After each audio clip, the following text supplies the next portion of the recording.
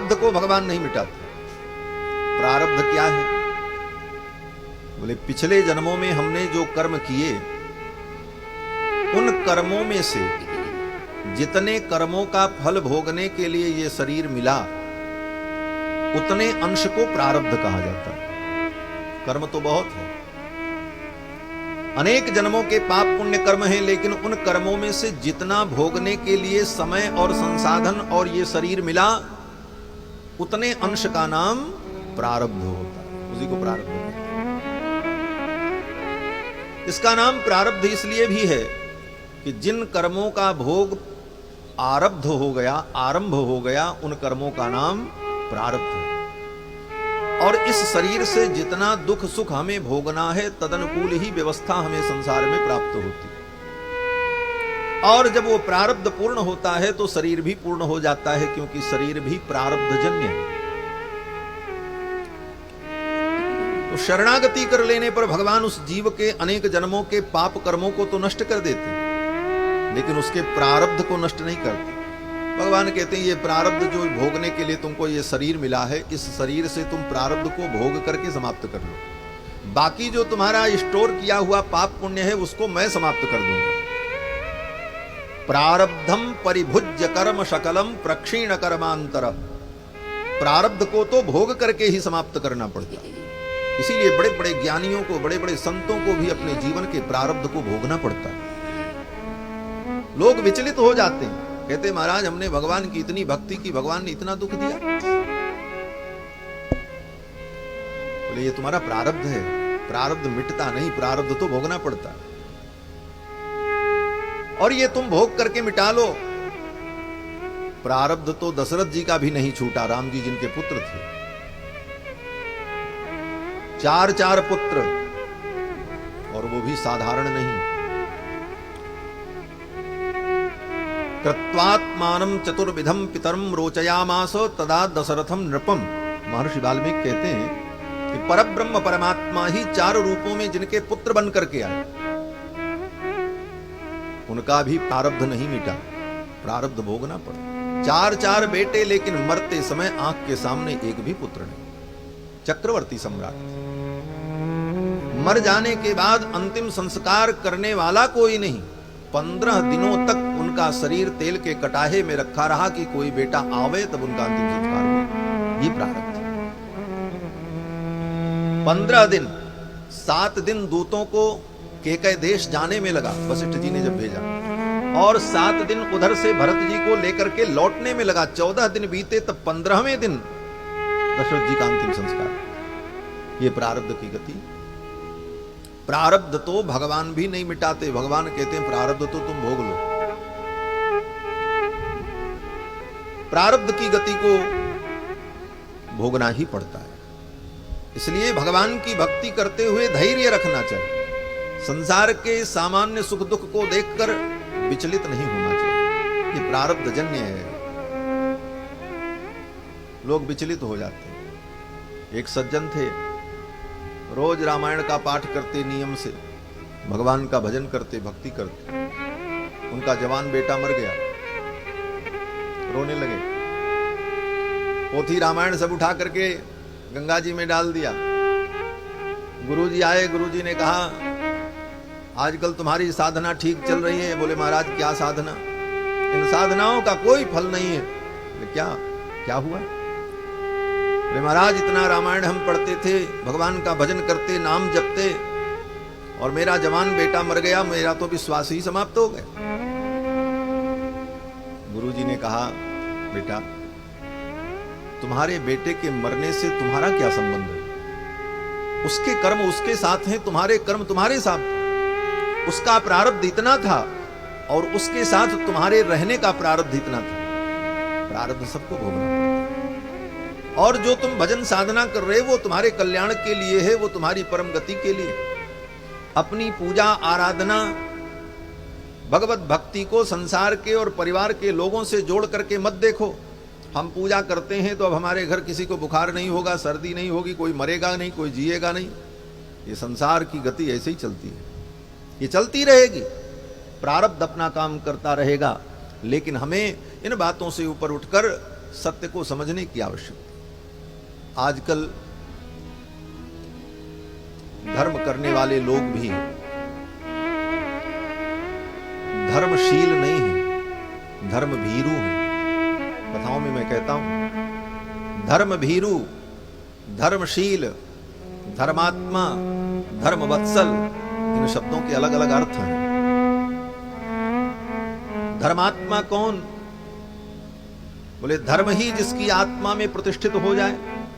आत्मा माने आत्मा, आत्मा माने बुद्धि, आत्मा माने मन। आत्मा शब्द के सब अर्थ हैं। धर्म को जिसने अपने बुद्धि में, अपने मन में, अपनी आत्मा में प्रतिष्ठित कर लिया, जिसकी बुद्धि धर्ममय हो गई, जिसका मन धर्ममय हो गया, वो धर्मात्मा। और धर्मशील बोले धर्म ही जिसका शील बन गया, स्वभाव बन गया, वो धर्मशील। धर्मवत्सल बोले धर्मवत्सल का मतलब जैसे गाय अपने बछड़े से प्रेम करती है, उस प्रकार धर्म से जिसको प्रेम हो वो धर्मवत्सल। दशरथ जी के लिए, राम जी के लिए वाल्मीकि रामायण में धर्मवत्सल शब्द आया। और धर्म भीरू बोले धर्म भीरू वो है जो भय के कारण धर्म करता है। 99% लोग धर्म भीरू ही होते हैं। उनको डर लगता है हमने इतना गलत किया है, कहीं हमारा सब किया कराया नष्ट न हो जाए। डर व्याप्त है इसलिए धर्म कर रहे हैं, वो श्रद्धा से नहीं करते। बड़ा कड़वा सच। तो धर्म भीरुता से ऊपर उठकर धर्मशीलता हमारे जीवन में आ जाए, धर्म ही हमारा स्वभाव बन जाए। वास्तव में धर्म हमारे जीवन का केंद्र है। धर्म हमारे जीवन का अंगी है, अंग नहीं। आज यही सोच बदल चुकी। लोग धर्म को अपने जीवन का एक अंग समझने लगे। जैसे हम संसार में थोड़ा सुख भोगते हैं, थोड़ा एंजॉय करते हैं, थोड़ा दुनियादारी भी करते हैं, थोड़ी राजनीति भी करते हैं, तो सोचते हैं थोड़ा धर्म भी कर लें, वो भी जीवन का एक अंग मान बैठे। लेकिन यथार्थ यह है कि धर्म जीवन का अंगी। धर्म को केंद्र में रख करके हमें सारे कार्य करने। हम रोजी रोटी कमाएं तो कैसे कमाएं? बोले धर्म जो कहता उस दृष्टि से। हम विवाहादि संबंध करें तो किस प्रकार से? बोले धर्म जैसा कहता वैसा करें। हम भोजन करें तो क्या करें? बोले धर्म जैसा कहता है हम वैसा करें। हमारे जीवन की समस्त क्रियाएं धर्म के द्वारा नियंत्रित हों। जब धर्म हमारे केंद्र बिंदु में होगा और हम धर्म के द्वारा नियंत्रित जीवन जिएंगे, तब धर्मशीलता हमारे जीवन में आएगी, तब हम धर्मात्मा। और बाकी सब कुछ मनमाना करें और थोड़ा धर्म कर्म भी कर लें इसलिए कि कहीं सब बिगड़ न जाए, तो ये धर्म भीरुता है। तो महाराज प्रारब्ध सबको भोगना पड़ता है। प्रारब्धम परिभुज्य कर्म शकलम प्रक्षीण कर्मांतरः। सत्संग में आने पर संसार से निस्पृहता, निस्पृहता आने पर सद्गुरु की प्राप्ति, सद्गुरु की प्राप्ति पर भगवत शरणागति, और भगवत शरणागति होने पर अनेक जन्मों के कर्म का छुटकारा, और फिर प्रारब्ध भोग करके अपने जीवन को व्यक्ति पूर्ण करता है। प्रारब्ध भोग करके जब शरणागत भक्त अपने जीवन को पूर्ण करता है तो उसके अंतर हृदय में ही बैठे हुए अंतर्यामी परमात्मा उस जीवात्मा को लेकर के शरीर से बाहर निकल जाते हैं। अंतर्यामी परमात्मा। अंतर्यामी परमात्मा कौन? बोले अंतर्यामी का लोग अर्थ समझते हैं कि जो सब कुछ जान जाए वो अंतर्यामी है। लोग कहते हैं महाराज ये तो बड़े अंतर्यामी हैं, सब जान जाते हैं। जो सब कुछ जान जाए वो अंतर्यामी, थोड़ा अर्थ समझ में आता है, लेकिन सटीक अर्थ अंतर्यामी शब्द का क्या है? अंतर्यामी शब्द का सटीक अर्थ यह है कि जो हमारे अंतर में बैठकर हमारा नियमन करता है। श्रुति यही कहती है।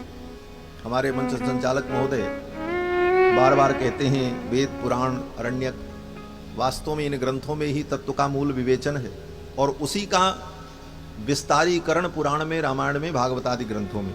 इतिहास पुराणाभ्याम वेदम समुपबंधये। लेकिन मंच संचालक महोदय जी मेरी बहुत प्रशंसा करते हैं, मुझे अच्छा नहीं लगता। धर्म सम्राट स्वामी कृपात्री जी महाराज के तो मैं चरण की धूल भी नहीं हो सकता, वो महापुरुष। बस मेरा इतना ही प्रयास है कि उनके बताए हुए पद चिन्हों पर चल पड़ूं कहां तक चल पाऊंगा ये तो महापुरुषों की कृपा से ही संभव है, लेकिन उनके चरणों की धूल भी बन पाना असंभव है। ऐसे दिव्यात्मा धर्म सम्राट स्वामी कृपाल। बंधुओं, उपनिषद में, बृहदारण्यक उपनिषद में एक प्रकरण है, उस प्रकरण का नाम ही है अंतर्यामी ब्राह्मण। उस अंतर्यामी ब्राह्मण प्रकरण में अंतर्यामी परमात्मा के स्वरूप का वर्णन किया गया। वहां पर कहते हैं कि यो अंतरतो आत्मानं यमयति यम आत्मान वेद यस्यात्मा शरीरम सच अंतर्याम्यमृतः। श्रुति कहती है यो अंतरतो आत्मानं यमयति, जो परमात्मा हमारी आत्मा के अंदर बैठकर आत्मा का नियमन करता है, यमयति नियमयति, यो अंतरतो आत्मानं यमयति, यम आत्मा न वेद, जिसको ये आत्मा जान नहीं पाती, जबकि आत्मा के अंदर ही परमात्मा बैठा है अंतर्यामी रूप में। यो अंतरतो आत्मानं यमयति यम आत्मा न वेद यस्यात्मा शरीरम, ये हमारी आत्मा उस परमात्मा का शरीर है। जैसे इस पांच भौतिक शरीर की आत्मा हम हैं, और हमारी आत्मा की भी जो आत्मा है वो परमात्मा है, इसीलिए उसका नाम परम आत्मा। तो वेद भगवान कहते हैं यो अंतरतो आत्मानं यमयति यम आत्मान वेद यस्यात्मा शरीरम, ये आत्मा जिस परमात्मा का शरीर है, जिसको ये आत्मा जान नहीं पाता, वो कौन है? तो वेद भगवान कहते हैं सच अंतर्याम्यमृतः, वो अंतर्यामी परमात्मा है, अमृत तत्व। तो अंतर्यामी का मतलब जो कण कण में, समस्त जीवात्माओं में और समस्त प्रपंच में, एक एक परमाणु में जो अंतर्यामी रूप से बैठा हुआ, पृथ्वी के अंदर भी यो पृथिव्यो अंतरतो यमयति, वेद भगवान कहते हैं जो पृथ्वी के एक एक परमाणु के अंदर बैठकर यो पृथिव्यो अंतरतो यमयति यम पृथ्वी न वेद, जिसको ये पृथ्वी जान नहीं पाती, सचा अंतर्याम्यमृतः, वो अंतर्यामी परमात्मा। इस प्रकार अंतर्यामी ब्राह्मण में बृहदारण्यक उपनिषद में विस्तार से अंतर्यामी की चर्चा की है। तो वो अंतर्यामी परमात्मा जो हमारे अंतःकरण में विराजमान है, वे भगवान अंतर्यामी उस शरणागत जीव को लेकर मध्य नाड़ी के द्वारा निकल करके अपने धाम के लिए चल पड़ते हैं। और जब जीवात्मा भगवत धाम की ओर चलता है तो रास्ते में उसका बड़ा स्वागत होता है महाराज, बड़ा भव्य स्वागत। कहां कहां स्वागत होता है? बोले मुक्तोर्चिर दिन पूर्व पक्ष शरदुंग माशाब्द वाताम सुमत ग्लौर विद्युत वरुणेन्द्र धात्री महित सीमांत सिंध्वाप्लुतः। उस जीवात्मा को लेकर के जब भगवान चलते हैं तो जितने देवता हैं, जिस तिथि को उसका शरीर छूटता है उस तिथि के देवता उसका स्वागत करते हैं, जिस दिन वो शरीर छोड़ता है उस दिन के देवता उसका स्वागत करते हैं, जिस पक्ष में उसका शरीर छूटा उस पक्ष के देवता उसका स्वागत करते हैं, जिस महीने में शरीर छूटा उस महीने के देवता उसका स्वागत करते हैं, उत्तरायण में शरीर छूटा तो उत्तरायण के अधिदेवता उसका स्वागत करते हैं, और संवत्सर के देवता उसका स्वागत करते हैं। इसके बाद ऊपर के जितने लोक हैं, वरुणेन्द्र धात्री महितः, चंद्रलोक, सूर्यलोक, वरुणलोक, इन समस्त लोकों में उस जीवात्मा को लेकर के भगवान जाते हैं, और तत्त लोकों के अधीश्वर जो देवता हैं वे देवता उस जीवात्मा का स्वागत करते हैं। आज ये मुक्त होकर के भगवान के साथ परम धाम जा रहा है, और स्वयं भगवान उस जीवात्मा को लेकर सीमांत सिंध्वाप्लुतः, ब्रह्मांड की सीमा जहां समाप्त हो जाती है वहां उस जीव को लेकर के भगवान पहुंचते हैं। वहां पर एक सिंधु है, सिंधु माने नदी, उस नदी का नाम है विरजा। इसीलिए अयोध्या में हमारे यहां आज भी जब भंडारा होता है तो जय बोली जाती है, तो कहते हैं सरजू विरजा की जय। यहां पर सरयू में स्नान करो और फिर अंतिम स्नान विरजा में करना होगा, तब भगवान के पास जीव पहुंचता है। सरयू विरजा की जय। तो विरजा नाम की वो नदी ब्रह्मांड की सीमा पर प्रवाहित होती है। उस विरजा नदी में भगवान उस जीव को स्नान कराते हैं, और फिर विरजा नदी को पार करके भगवान के दिव्य धाम, साकेत धाम, वैकुंठ, गोलोक, जो भी आप कह लो, वो एक ही धाम है। भक्तों की भावना के अनुकूल वो प्रतिभासित होता है। जैसी भक्त की भावना हो, कृष्ण भक्त है तो उसको गोलोक दिखेगा, नारायण का भक्त है तो वैकुंठ दिखेगा, राम जी की उपासना उसने की है तो वही लोग उसे साकेत महामणि मंडप के रूप में दिखाई देते, क्योंकि वो ईंटा पत्थर का बना थोड़ी, भगवान का वैकुंठ धाम चिन्मय है, शुद्ध सत्वमय है, इसलिए वो भक्तों की भावना के अनुकूल दिखता है, जैसी जिसकी भावना। और फिर वहां भगवान जब उस जीव को लेकर के जाते हैं, अंतर्यामी परमात्मा, तो वहां पर वैकुंठ में भगवान अपने आसन पर एक रूप से विराजमान रहते हैं। जीवात्मा भगवान को देखता है तो साष्टांग प्रणाम करता है, पुनश्च भूयोपि नमो नमस्ते, बार बार साष्टांग। 96 करोड़ भगवान के पार्षद भगवान की सेवा में रहते हैं। भगवान के आयुध शंख चक्र गदा पद्म धनुष बाण खड्ग, ये सारे भगवान के आयुध दिव्य रूप से मूर्तिमान होकर के भगवान की सेवा में उपस्थित रहते हैं। चारों वेद 6 शास्त्र 18 पुराण समस्त विद्याएं 14 विद्याएं भगवान की सेवा में दिव्य रूप से उपस्थित रहती हैं। जीवात्मा भगवान को जब बार बार साष्टांग प्रणाम करता है और उस समय वो जीवात्मा भगवान के सामने सामाम नान करता है।